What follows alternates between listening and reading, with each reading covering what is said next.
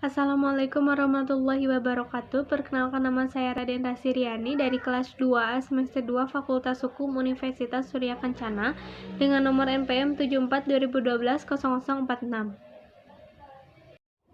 Di sini saya akan menjelaskan sedikit materi mengenai sumber hukum pidana pada pertemuan kedua yang telah dijelaskan oleh Ibu Profesor Dr. H.J. Heni Nuraini SHMH dan Bapak Dr. Muhammad Rendi Aryandani SHMH.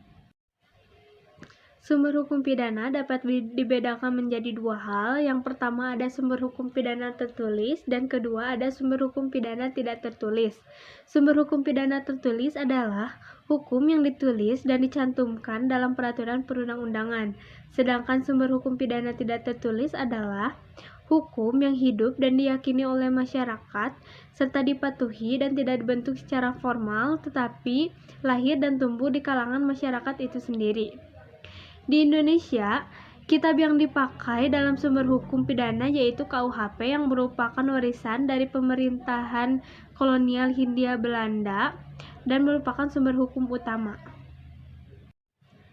Sumber hukum pidana dibagi menjadi beberapa hal. Yang pertama ada KUHP yang merupakan sumber hukum utama.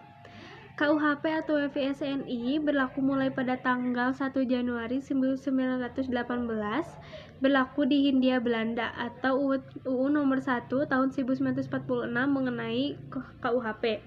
Selanjutnya ada peraturan-peraturan lain di luar KUHP seperti UU TP narkotika, UU TP korupsi, dan lain-lain. Selanjutnya ada memori penjelasan KUHP atau MVT, Memory Fund to Lifting. Dan yang terakhir ada hukum pidana adat atau hukum pidana tidak tertulis, di mana hukum pidana adat tersebut hanya berlaku di wilayah tertentu seperti Baduy, Papua, dan lain-lain. Sebelum adanya WVSNI, pada zaman dahulu KUHP yang digunakan adalah KUHP masing-masing wilayah. WVS dan WVSNI isinya tidak sama, karena WVSNI adalah untuk negara jajahan. Yang sebagian besar isi dari WVSNI itu adalah kode penal milik negara Prancis, di mana kode penal tersebut sebagian besar adalah titah raja atau perintah raja. Kemudian WVS dibawa ke Hindia Belanda menjadi WVSNI. Lalu Hindia Belanda merdeka dan mengubah WVSNI menjadi KUHP. Selanjutnya ada pembagian kitab undang-undang hukum pidana. Kitab Undang-Undang Hukum Pidana tersebut dibagi menjadi dua bagian. Yang pertama ada bagian yang bersifat umum, yaitu berlaku untuk seluruh lapangan hukum pidana, baik yang terdapat dalam KUHP maupun di luar KUHP. Diatur dalam buku 1, pasal 1 sampai 103. Bagian yang kedua yaitu bagian yang bersifat khusus, di mana mengatur perbuatan-perbuatan mana yang dapat dipidana dan disertai ancaman berupa sanksi bagi yang melanggarnya. Diatur dalam buku 2 yaitu pasal 104 sampai 488. Selanjutnya ada berlakunya hukum pidana.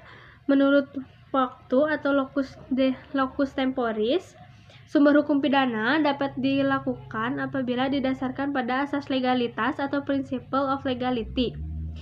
Yang kedua, sumber hukum pidana ada dalam KUHP diatur pada pasal 1 ayat 1, yaitu tiada suatu perbuatan dapat dipidana kecuali atas kekuatan aturan pidana dalam perundang-undangan yang telah ada sebelum perbuatan dilakukan.